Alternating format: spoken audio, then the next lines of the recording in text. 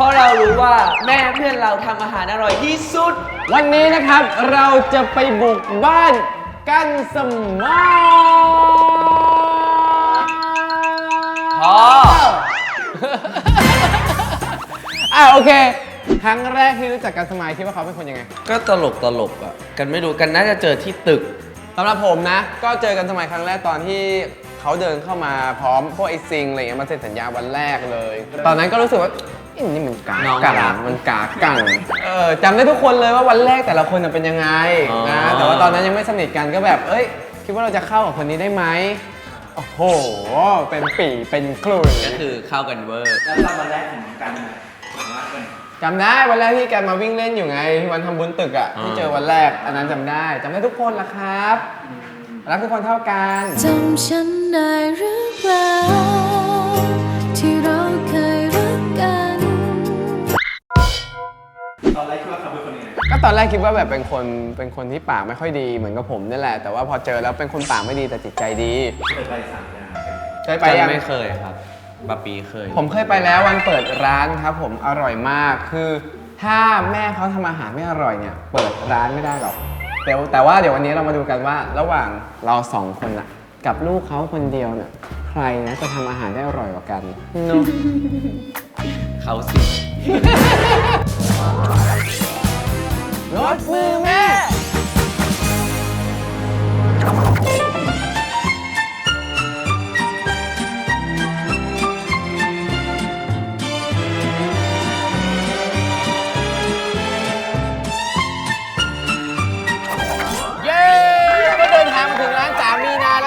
เดี๋ยวเราก็จะมาดินเนอร์กันที่นี่เลยใช่แล้วหาเจ้าของร้านก่อนเฮ้ยเจ้าของร้าน อะไรอยู่ไหนวะทำไมทำไมอยู่งั้นอ่ะทำไมเจ้าของร้านไม่อยู่งั้นอ่ะไอ้ซ่อมท่อแตกมารับลูกค้าหน่อยสวัสดีครับสวัสดีครับร้านนี้เปิดมานานหรือยังครับเปิดมาประมาณนานอยู่นะแต่ปิดนานกว่าใช่เปิดประมาณ1 มีนาประมาณเดือนนึงก็ปิดแล้วแล้วก็มาเปิดอีกทีเมื่อประมาณ2 เดือนที่แล้วใครเคยมาร้านนี้บ้างเอาจริงคุณพี่ออฟก็เคยมาครั้งหนึ่งแล้วก็จะมีพวกไอมอนไอซิงไว้ไอเต้ไอพี่เต้เยลิสทอยเอาแพ็คมาไหมมาใช่น้องนีพาครอบครัวมากินเลยใช่แล้วก็ไอ้ไว้นี่ก็เคยพาพ่อแม่มากินรอบนึงโอเคงั้นเราเข้าไปข้างในดีกว่าครับเข้าข้างร้านแล้วกันได้เข้าทางนี้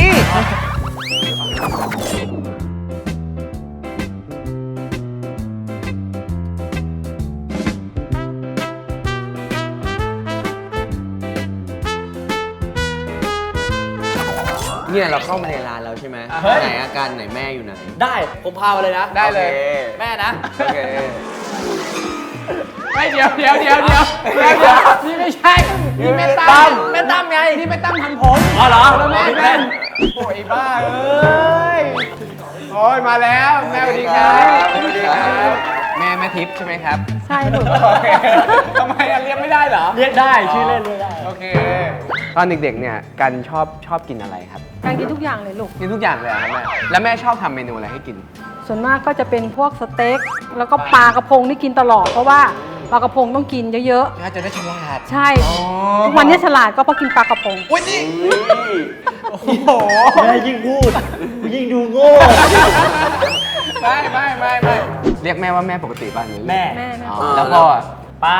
เรียกป้าเพราะว่าป้าเป็นคนจีนแม่เป็นคนไทยไงป่ะใช่แม่ครับแม่รู้จักออฟกันไหมครับออฟกันเหรอครับเคยดูผลงานผมบ้างไหมแม่เคยแม่แต่ว่าแม่บอกว่าอะไรนะที่นันนนเล่นอะไรใช่ไหมครับตอนแรกป๊อปปี้ฮันนี่ใช่แปลว่าดูแบบดูตั้งแต่ไซส์ S M L ใช่ลูกแล้วแม่ดูดีนะนั่นเป็นผลงานสุดท้ายของผลงานสุดท้ายของนั่นอ่ะเอาเหรอไม่ใช่แม่ไม่ฟังมันไม่ใช่โอ้โหมันยังมีทฤษฎีจีบเธออีกครับแม่อันนั้นไม่ค่อยได้ดูลูกเพราะไม่มีการเล่นโตตัสอย่าไปพูดอย่างนั้นสิพูดอย่างนั้นสิเมนูเด็ดเลยที่แม่แบบว่าขึ้นชื่อเลยว่าอร่อยมากๆมาแล้วต้องลองก็คอหมูทอดยังเดียวเองเหรอแม่โอ้ พูดง่ายๆว่าทุกเมนูเลยดีกว่า จะบอกว่าเมื่อกี้กินข้าวแม่แล้ว เพราะว่าเรามาถึงแบบว่ามืดแล้วอะไรเงี้ยเราก็เลยได้กินข้าวเย็นพอดีเลยกันเป็นคนชอบกินอะไรแบบว่าแซ่บๆไงก็เลยเลือกกินต้มยำกุ้ง แต่พอคอหมูทอดเนี่ยจิ้มไปปุ๊บคำแรกอร่อยอยู่ว่ะมันแบบกรอบๆแล้วมันก็อร่อยอ่ะ มันอร่อยตรงที่แบบว่าขอบมันอร่อยแม่แล้วมันเหมือนแบบมันไม่มีมัน เพราะคนส่วนมากอ่ะเดี๋ยวนี้คนไม่ค่อยชอบกินติดมัน แล้วกันเนี่ยก็จะไม่กินติดมัน เวลาไปกินที่ไหนถ้าเป็นมันปุ๊บก็เกลียดทิ้งเลย แต่ก็จริงนะ เพราะว่าเวลามันเยอะๆ คนรักสุขภาพเขาจะไม่ค่อยกินกัน ก็เอาเป็นว่าก็คือตัดอะไรที่มันไม่ดีออก มันก็จะดีต่อชีวิต อ่า เพราะว่ากูจะตัดพี่ออฟออกตัดพี่ออฟออก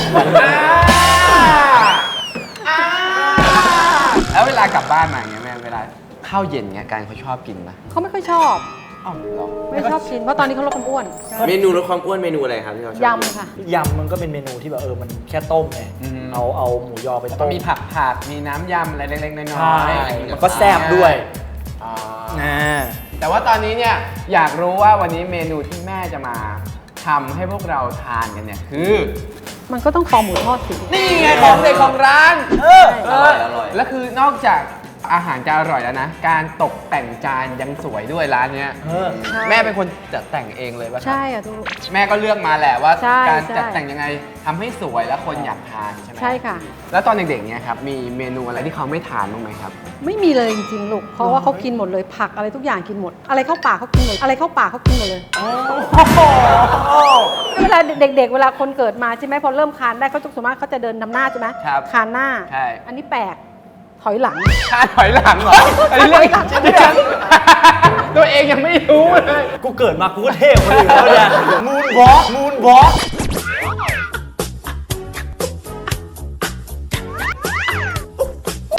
ไมเคิลตามกูนะนี่กูบอก ก่อนที่เราจะเสียกันไปมากกว่านี้นะครับ ไปทำคอหมูทอดกันกินดีกว่า ไป วัตถุดิบ คอหมูทอด สันคอหมู น้ำปลา พริกไทย น้ำตาลทราย แป้งทอดกรอบ น้ำเย็นจัด แม่ครับทำไมถึงเลือกเป็นเมนูคอหมูทอดครับ คอหมูทอด กันเขาชอบลูก อ๋อกัน เวลาเขาไปชอบกินส้มตำชอบอะไรก็จะสั่งแต่คอหมูทอด ผมชอบกินแบบว่าไม่อยากให้มันติดมันก็เลยบอกให้แม่ลองมาทำแบบทอด อ๋อแล้วก็เลยมาแบบดัดแปลงทำนู่นทำนี่เอาหน่อย อ่า ก็เลยออกมาเป็นเมนูนี้ ใช่ลูก งั้นเดี๋ยวเราลองมาให้แม่ทำกันดูดีกว่า อ่า แต่ว่าเดี๋ยวแม่เราทำเสร็จแล้วใช่ไหมแต่กันขอย้ำก่อนนะว่าครั้งนี้นะกันเคยบอกไว้ว่า ครั้งที่แล้วเราไปบ้านแต่ละคนมาแม่เขาก็ชอบบอกลูกใช่ไหม ใช่ แต่ว่าครั้งเนี้ย พี่อนุนบอกว่าเดี๋ยวเราจะถักแม่ อ้าวคือเดี๋ยวแม่ทำเสร็จปุ๊บเอาแม่ไปอยู่ในครัวเลย ใช่ แล้วทำไมเทปต้องเป็นเทปผมด้วย มันเริ่มไง มันเป็น ถ้าไ จุดเริ่มต้น อ่ะมันจะไม่เกิด แต่มันเริ่มที่เทปผมอะเหรอ ใช่ ธรรมดาแหมแม่เป็นถึงเชฟ ก็ลูกก็ไม่ได้เป็นเชฟ ครัวก็เราเข้าครัวเราต้องเห็นแม่ทำนู่นทำนี่แล้วก็จะจำได้ มาร้านก็บ่อย มาเริ่มเลยดีกว่า มา มีอะไรบ้างครับแม่ของ ก็ ที่เราใช้ จริงๆแล้วต้องมีทำน้ำจิ้มแจ่ว ครับ ช่วงที่เราจะหมักหมูเราต้องหมักหมูไว้ก่อน โอเคงั้นเรา นะคะ เริ่มจัดการหมัก เราหมักหมูแล้วก็หืมเราใส่ น้ำหวาน น้ำปลา โอเค แล้วก็เราใส่น้ำตาลไปหน่อยนึงเราก็ใส่พริกไทยไปหน่อยนึงใส่นิดนึงทำให้งงๆไปก่อนทำให้งงๆไปก่อน ได้อย่าลืมลูกเห็นด้วย ไม่ลูกต้องรู้ว่าแม่ทำยังไง อ่า ทีนี้เราหมักหมูเราไม่ได้หมักหมด เดี๋ยวต้องแบ่งไว้ ปริมาณเท่านี้ใส่หมูได้เยอะไหมครับ ประมาณสัก2 ชิ้นพอ นวดไปจนกระทั่งน้ำเห็นไหมน้ำปลามันจะหมดแล้ว อ่า แล้วก็แป้ง แล้วก็แป้งลูก แป้งนี่ใช้เป็นแป้งอะไรครับ เอาแป้งทอดกรอบเข้าไปลูก อืม แล้วก็ใส่เข้าไป 2 ช้อน ใส่ไม่หมด เมื่อกี้ใส่ไม่หมด 2 ช้อน ใส่ไม่หมด เมื่อกี้ใส่ไม่หมดใส่ยอม ทำให้งงๆไปก่อนทำให้งงๆไปก่อน แล้วก็ใส่น้ำเย็น ทำไมถึงใส่น้ำเย็นครับแม่ เพราะมันจะให้กรอบ เราจะรู้ได้ไงว่าพอแล้วครับแม่ หมายถึงว่า ไม่จริง ๆ แล้วอ่ะถ้าหมูทอดจริงๆอ่ะเขาจะต้องหมักแล้วก็ไปซีในตู้เย็น อ๋อ ก็คือ แต่ ทิ้ง ว่า ไว้เลย ใช่ แต่นี่ก็ อันนี้แบบเวลา ไม่เป็น จำ ไร กัดใช่ไหม ใช่แล้วก็หมักไว้แค่นี้เอาแบบเร็วๆจริงๆก็คือ15 นาที 15 นาที ยิ่งนานยิ่งดีป่ะครับ ไม่ ถ้าเราไปทำเค็มมันก็ยิ่งเค็ม อ๋อ เอาพอประมาณ แล้วเราทำน้ำจิ้มแจ่ว วัตถุดิบน้ำจิ้มแจ่วพริกป่นข้าวคั่ว น้ำตาลปี๊บ น้ำปลา น้ำมะนาว น้ำมะขามเปียก อันดับแรกเราใส่ คือแม่ถ้าแม่หลอกเขาคือแม่หลอกลูกตัวเองด้วย ไม่แม่เชื่อว่าลูกทำได้ เชื่อว่าลูกทำได้ เคยสอนแล้วว่าต้องทำยังไงเวลาทำน้ำจิ้ม จำนะ ใส่เนี่ยเค็มเปรี้ยว เค็มเปรี้ยวๆต่อไปน้ำตาลปี๊บ ใช่น้ำตาลปี๊บอันนี้ต้องกะเองนะ เวลาทำน้ำยำอ่ะไม่ว่าที่ไหนอ่ะมันต้องออกเปรี้ยวหวาน ใส่ข้าวคั่วไปนิดนึงอย่าใส่เยอะ ใส่พริกป่นไปหน่อยนึง อันนี้มันจะเหนียวถูกไหม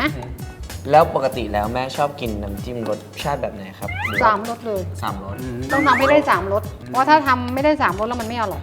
ลองชิมไหมว่าเป็นยังไงเพราะแม่ก็ไม่รู้เหมือนกัน นี่คือได้แล้ว สีน่ากินเนาะ จัดจานให้สวย ปึ๊บ กับหมูพร้อมทา ใช่ อันดับต่อไปครับแม่ทอดหมู เราต้องใช้น้ำมันอะไรครับ น้ำมันปลามลูกใส่ให้ท่วมหมู ต่อยให้ท่วมหมูเลย เอาเทไปเลยดีไหมลูก ออกครับ หมูทอดครั้งนึงใช้น้ำมันเยอะเหมือนกันนะเนี่ย พอหมูทอดต้องใช้น้ำมันเยอะต้องท่วม นี่ก็ต้องปล่อยให้น้ำมันร้อน ครับ แต่เวลาน้ำมันร้อนอย่าให้ร้อนมาก ครับ ไว้สังเกตนะน้ำมันร้อนจะเป็นฟอง มันจะมีปุ๊ดปุ๊ดปุ๊ดปุ๊ดปุ๊ด จนให้ฟองมันหายไปให้สังเกต เริ่มแล้วนะมันจะเริ่ม เหมือนมีแบบ เริ่มแล้ว เริ่ม เยอะแล้วเริ่มเยอะแล้ว อ๋อโอเคขอโทษครับแม่ครับ ผมบอกแม่ไว้เสมอว่าเอาจริงร้านเราอะแทบ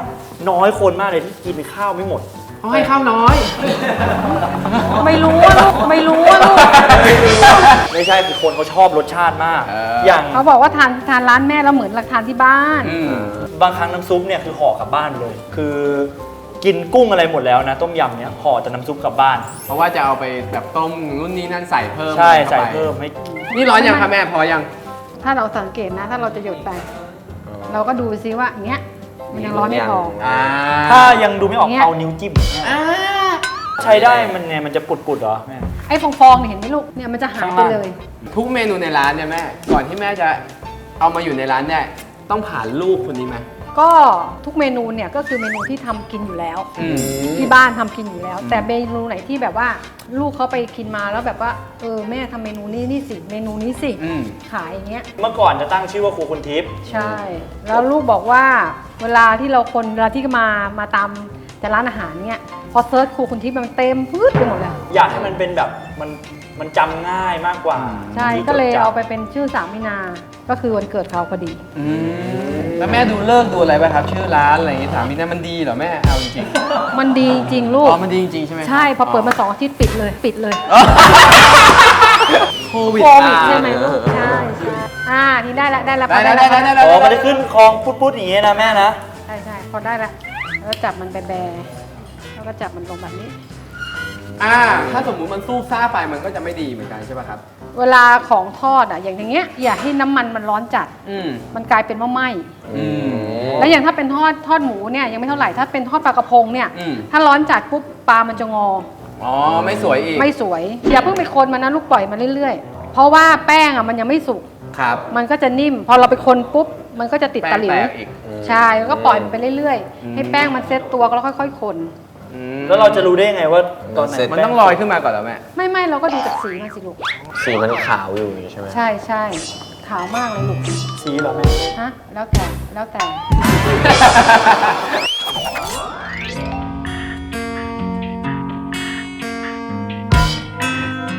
นี่พ่อเขาชอบแม่พี่ตลกเลยใช่ไหม ไม่ใช่ลูกเขาเจอแม่ครั้งแรกเขาบอกแม่สวย เธอสวยทุกนาทีที่เคยสัมผัส แม่ขายสวย แม่ใคร ไม่ทิพย์งานชัด แม่ทำงาน ครับ แล้วป้าเขาจะต้องมาที่ทำงานแม่ แม่ชอบขาวตี แล้วไงอีกแล้วไง แม่ก็กาหัวไว้เลย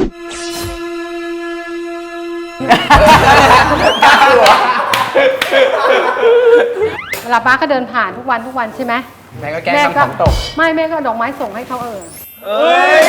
จริงเหรอ แถวที่ทำงานแม่มันเป็นแบงค์นะ ฮะ แล้วก็จะมีอาแปะเขาขายพวกกาแฟ แม่ก็ให้คนขายกาแฟเอาเบอร์โทรศัพท์ไปให้ ขาวตีอะนะ ใช่ ปกติเวลาทอดนี่แม่จะดูยังไงครับว่า มันต้องกะเป็นนาทีไหมหรือว่าเราดูใช้สาย ดู ตา ความเหลืองมั้ง ไม่ดูความเหลืองทีนี้เวลาหั่นหมูมันก็ต้องมีเทคนิค เพราะว่าอย่างเงี้ยนะเราหั่นหมูเนี่ยถ้าเราหั่นเนี่ยเราต้องดูว่ามันตามไหน ครับ เราดูก่อนว่าหมูมันไปทางเส้นไหน อืม อย่างเงี้ย อันนี้ถูกต้อง ถูกต้อง อืม โอ้ นะ โห นะ แล้วเราก็เวลาหั่นคอหมูเราต้องเฉียงๆหน่อยนึง ครับ นี่ก็ยังฉ่ำๆสีชมพูเห็นไหม เฮ้ยเนี่ยอย่างเงี้ยแหละชมพูที่ผมต้องการ แม่ครับแล้วปกติแล้ว วัตถุดิบในร้านอะไรเงี้ยแม่เข้าตลาดเป็นเลือกเองตลอดเนี่ย ใช่ค่ะ เคยสั่งคนอื่นให้เขาซื้อมาให้ไหม เคยตอนแรกเปิดใหม่ๆ แม่ก็ยังไม่ค่อยรู้ อืม แต่ว่ามันใช้ไม่ได้เพราะเนื่องจากว่าเข้าเอาของที่ไม่ดีมาให้เรา และนี่ก็คือเมนู ขอหมู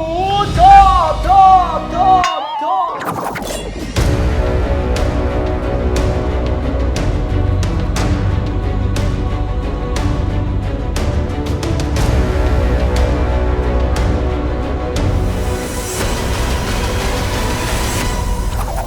ถึงเวลาแล้วครับที่เราจะกินรสมือแม่กันนะครับ เดี๋ยวเราจะมาชิมกัน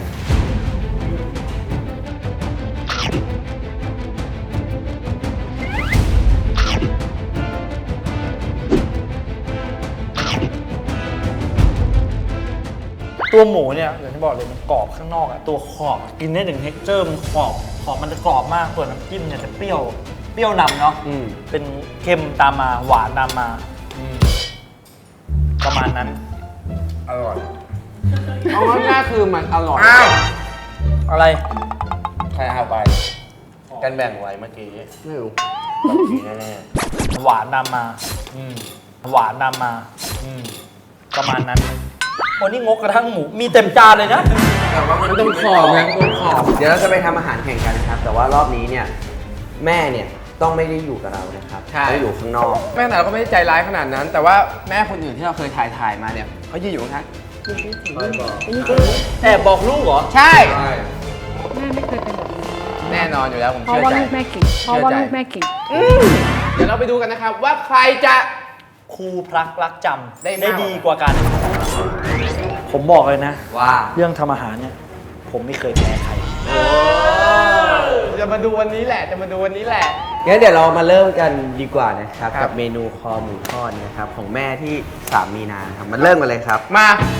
เริ่มจาก เดี๋ยวฉันทำน้ำจิ้ม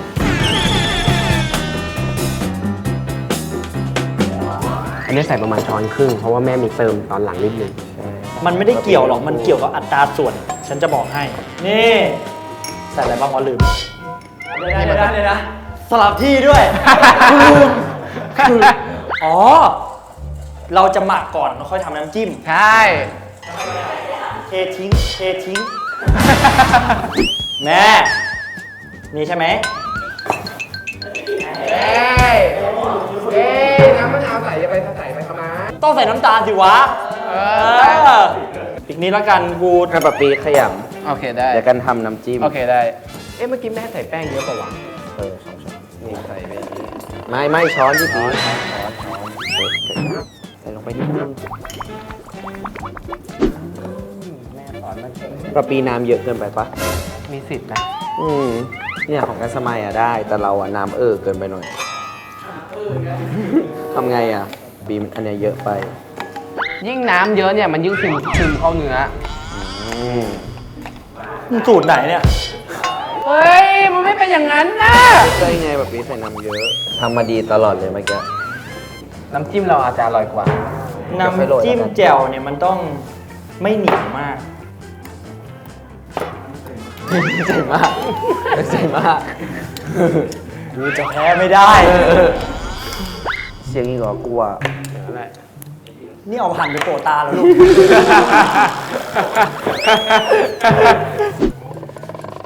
เฮ้ย ชิมหน่อยดิ ของเราได้อยู่ เช็ดปากหน่อย เช็ดปากหน่อย อืม เช็ดปากหน่อย เช็ดปากหน่อย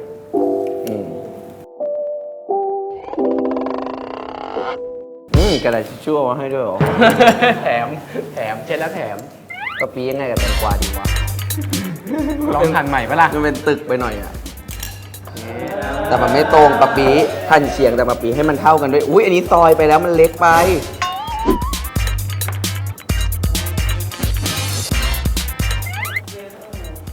นั่นมันต้องเป็นแบบนั้นเห็นปะแบบไปยี้ ว่าเราหั่นผิด ใช่ไงอันเนี้ยถี่มากเราเอาหนาๆไปแหละเดี๋ยวเราจะมาลองดูก่อนนะครับว่ากระทะเราร้อนหรือยังร้อนหรือยัง ร้อนอย่างเงี้ยโหร้อนยิ่งกว่าร้อน ได้ยังปี ได้แล้วครับ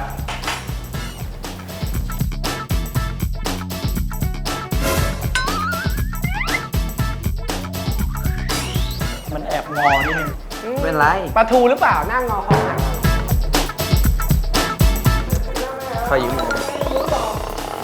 เฮ้ยมันยืมพี่คิดได้ไงอ่ะ อันเนี้ยพี่ขี้ แล้ว อันเนี้ย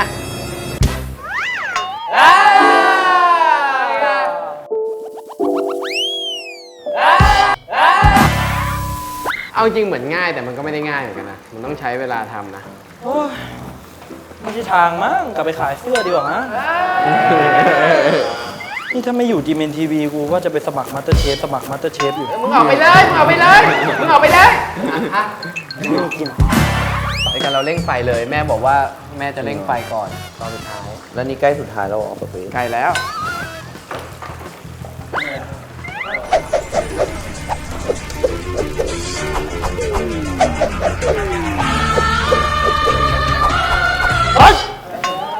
โอเคครับเดี๋ยวเราจะมาหั่นหมูตามที่แม่บอกนะครับคือดูอะไรนะ ดูลายเนื้อ ดูอะไรเนี่ยเอาอันเล็กก่อนดีกว่าเผื่อมันพังก่อน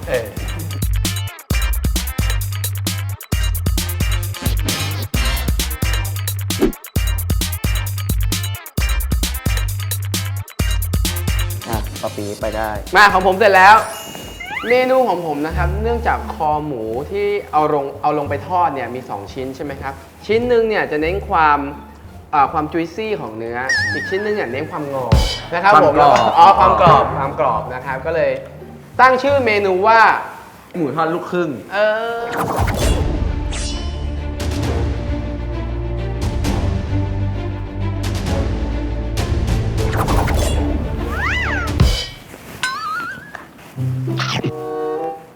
ฮ้ยมีกลิ่นอะไรหยิบไปชิมอ่ะ ไม่ใช่ว่าไม่เห็นนะ เหมือนแม่เลยใช่ไหมล่ะ คอหมูทอดลูกแม่ทิพย์นะ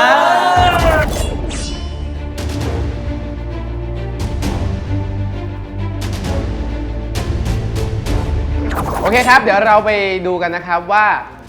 รสมือของพวกเรา2 คนเนี่ยของใคร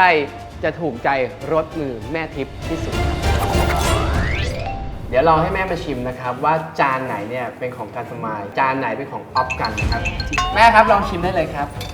เดี๋ยวชิมน้ำจิ้มก่อนแล้วกันเนาะ เข้มข้นเลย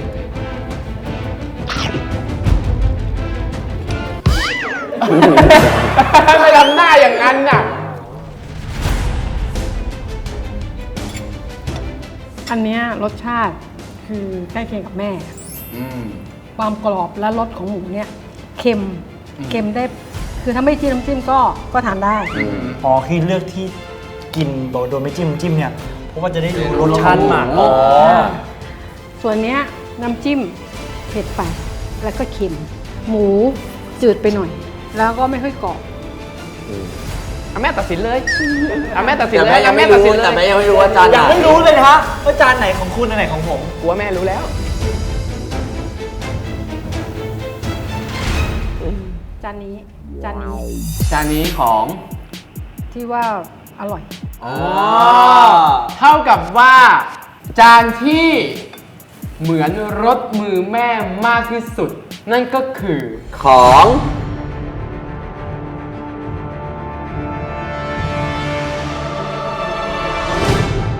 ลูกแม่ครับ ของกันสมายครับ ลองชิมเองสิลูก เดี๋ยวจะหาว่าแม่ลำเอียง ชิมดู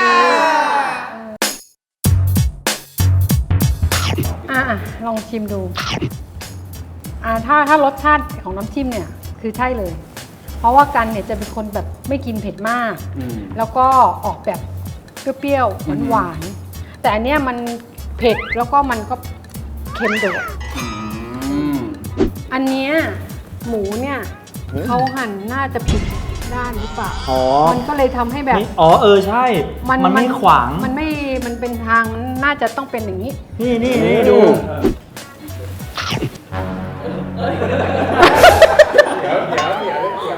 อันไหนอร่อยปะปี สำหรับผมแม่ผมตัดสินใจยากอ่ะ เอาเถอะลูก อันเนี้ยทำออกมาแล้วจะขายดีกว่า แต่เนี้ยอาจจะถูกใจผมมากกว่า